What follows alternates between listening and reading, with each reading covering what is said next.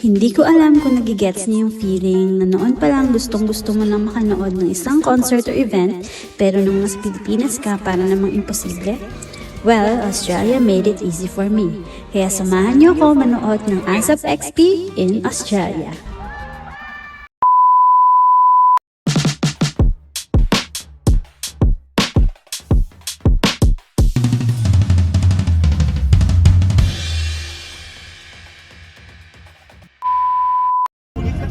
Hello naman so much mga Lai! So today is the day na manonood kami ng ASAP XP in Australia. At ito na nga, sinusulat ko na ang pangalan ni Maki, hoping na mapansin tayo kahit malayo tayo, no? Anyway, quick story time lang guys. Bata pa lang ako, nanonood na talaga ako ng kapamilya shows at kasama na doon ng ASAP. Kaya nung nalaman ko magko-concert sila dito sa Australia, hindi ako nadalawang isip na mag-book.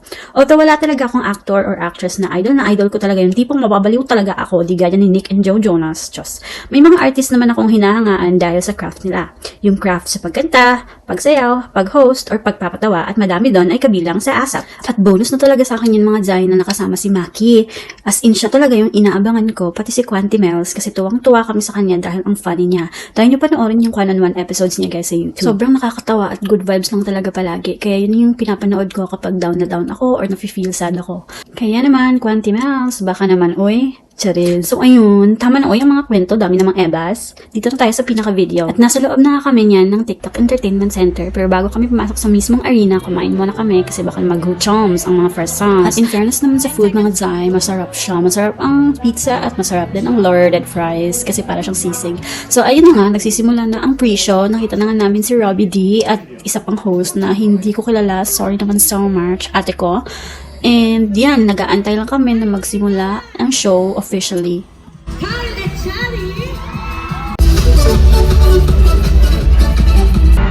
At ayan, nagka-countdown ng mga Zay kasi magsisimula na ang pinaka-main show. Kaya panoorin niyo na.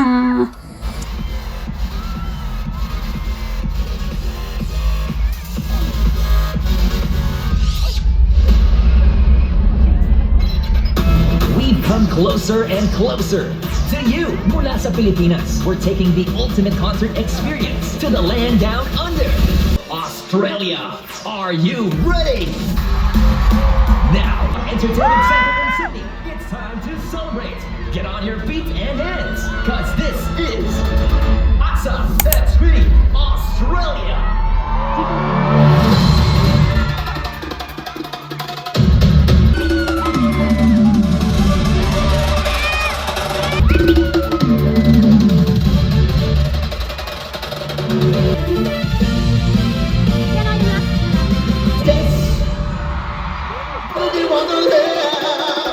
At ang unang lumabas nga ay si Mr. Martin Rivera and Mr. Gary Valenciano para sa opening prom.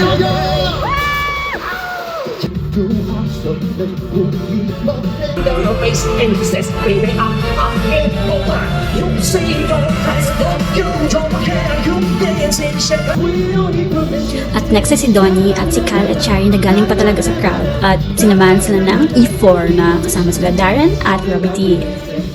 Inaabangan ko din talaga ang prod nila guys kasi sobrang funny nila kasama si Quantimels na mapapanood nyo din later in this video. And lumabas na din si Maymay, si Alexa, and si Belle. Sobrang gagaling at gaganda nila guys. Parang total performer talaga ang tatlong to.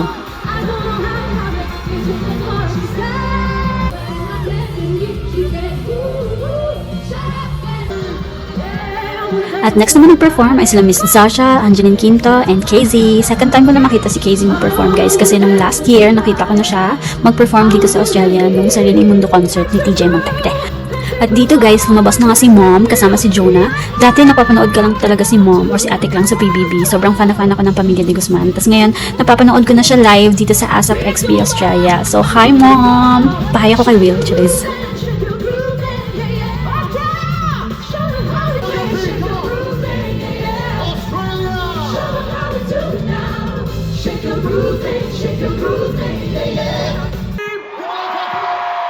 Alam nyo, masaya kami nakasama namin kayong ngayon. As in, sobra-sobra. Grabe, ang saya-saya. Ibibigay namin sa inyo ang world-class performances mula sa inyong mga paboritong kapamilya artists at talented kababayan dito sa Australia. Eto na!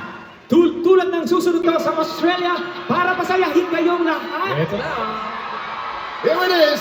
Someone very special, a homecoming of sorts, yes? Yes, that's right. Sydney, your very own son, the multimedia powerhouse, James Reid!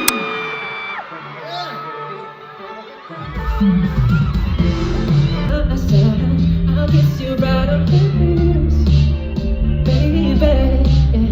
Feel it more. Oh yeah, yeah. Kaibigan mo ba yung ibang pagbalata? Kaya nititretan sila. Alam mo guys!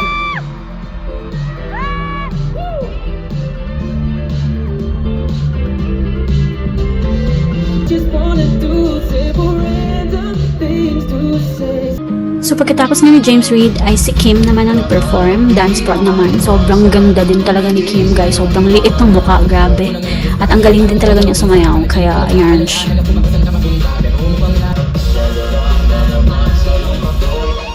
Ayun, nag-dance prod din si Darren. Napaka-talented din ng batang to, no? Sobrang total performer. Kayang kumanta, kayang sumaya. Grabe siya na. At dito lumabas si AZ and si Kyle. Sobrang galing ni AZ, guys. As in, tingnan nyo naman ang moves niya, di ba? Grabe din ang facial expression. Kaya nag-enjoy din talaga ako panoorin tong batang to. Tingnan nyo mga Zay, ang galing-galing.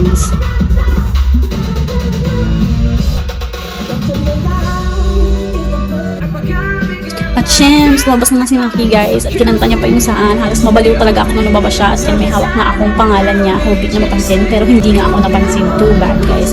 Malay mo sa roller coaster, di ba mapansin tayo? Pero when yun, Maki, Charis. Siya talaga ang naabangan ko dito sa ASAP XP in Australia guys kasi sobrang gusto ko yung mga songs niya. From Saan, to Kailan, to Bakit, to Abeliana, to Bughaw, to Kahel na Langit, to Dilaw.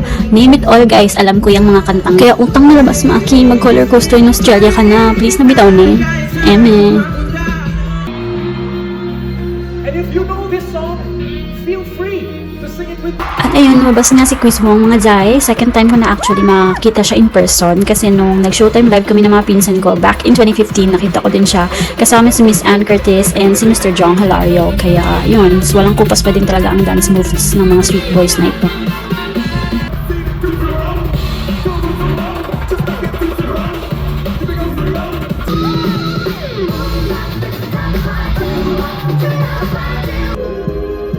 At syempre, nagpakilig din ang Kim Pao. Dami talagang naghiyawan para sa kanila guys kasi sobrang kilig naman kasi talaga na parang may di ang tawagan mga Zay. Amen. ng lahat, si Robby Domingo. Lumabas na nga dito ang E4 guys. So sobrang nakakatawa talaga sila as in. Kung gusto niyo panoorin yung whole video ng prod nila with Melay, pinost ko sa Facebook page ko guys. Kaya doon niyo na lang panoorin.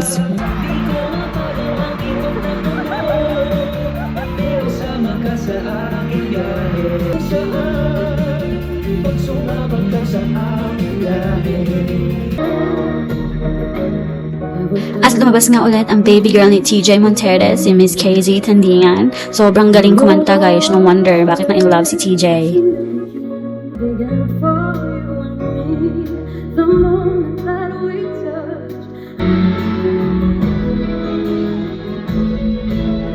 At magpe-perform naman ang ASAP New Gen Divas na sina Alexa, Kai, Ella, Carmel, and Esang. Grabe, sobrang ganda ni Kai guys. Para siyang real life Barbie na starstruck talaga ako sa ganda niya. Kaya sabi ko talaga, sobrang ganda ni Kai. Gumagana ako kay Chang.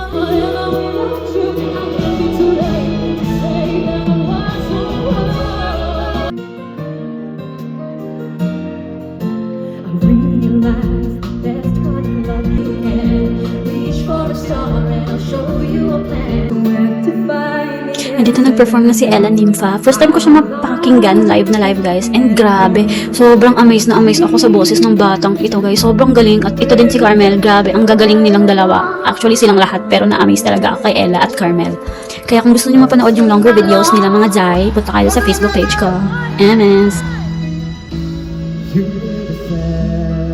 At dito naman mga Zion, magpa-perform ang mag-daddy na si Jong and si Sarina. Sobrang talented ng batang to guys. As in, grabe. Marunong kumanta, ang galing sumayaw, manang-mana talaga kay Jong.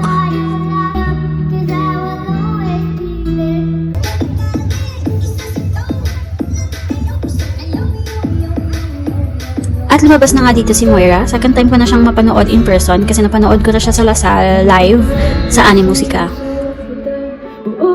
At next naman na mag-perform ay si TJ and KZ, Tandingan. So, kahit di pa sila lumalabas dyan, kitang-kita pa na sila sa gilid, guys. Kaya, ayun, second time ko na sila mapanood in person, as mentioned, kasi nga nanood ako ng Sariling Mundo concert ni TJ dito sa Australia last 2025. Paano nga yung kanta nila? Palagi, Oo, yung paano nga yung kanta? palagi hindi kita Hindi yun, pangako yun, pangako yun. Di ba Iba yun? oo. Paano ba Isa yun? pa. Mga kapamilya, iiwan ko po muna sa inyo ang nagpapatibok ng rose. Ay, napaka-OA! Mga kapamilya, ladies and gentlemen, my beautiful husband, TJ Montero. Everybody! Isang kantang sinulat ko para sa kanya. Kung may nobyo ka na ba, sana may wala. Kumanda na dahil ito na ang hintay nating Diyosa!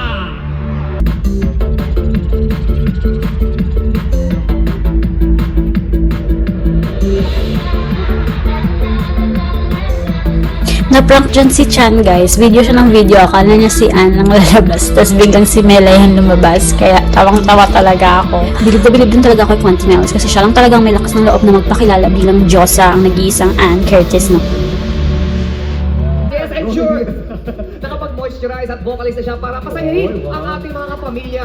Dahil dito, mismo sa bansang pinanggalingan niya, sa Australia, ay gusto nyo ba siyang makita? Totoo ba? Ito na ang ating Diyosa! Yes! On the ASAP XP concert stage, make way for the one and only Asia's multimedia superstar, Ann Curtis!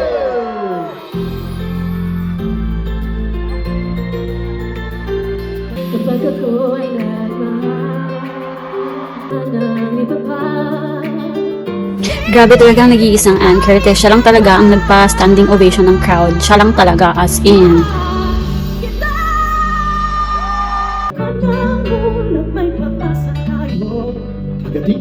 At yun na yung final prod nila, Zai. Kaya kinanta na nila yung Kapamilya Forever na theme song ng ABS.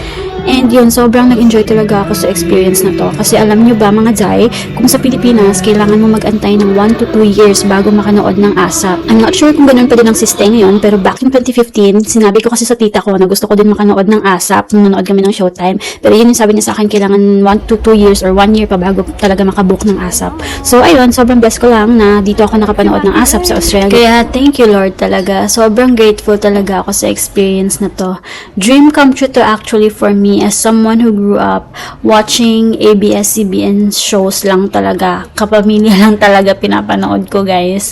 At umiiyak pa ako dati kapag pinipilit ako ng tito ko na manood ng mga shows sa GMA. Ganun ako ka-loyal sa ABS before, guys. Kaming dalawa ng pinsan ko. Kaya, ayun, grateful for this opportunity and this experience. Anyway, bago kami tuloy umuwi, kumain lang kami dito sa favorite Japanese resto ko sa may Lidcombe, guys. At ayan, kita nyo naman, sumasayaw pa ako kasi sobrang sarap na sarap ako sa food ko. So, yeah, if you like this video, please give it a thumbs up. If you haven't subscribed to my channel, please subscribe to my channel and click the bell button for you to get notified whenever I upload a new video.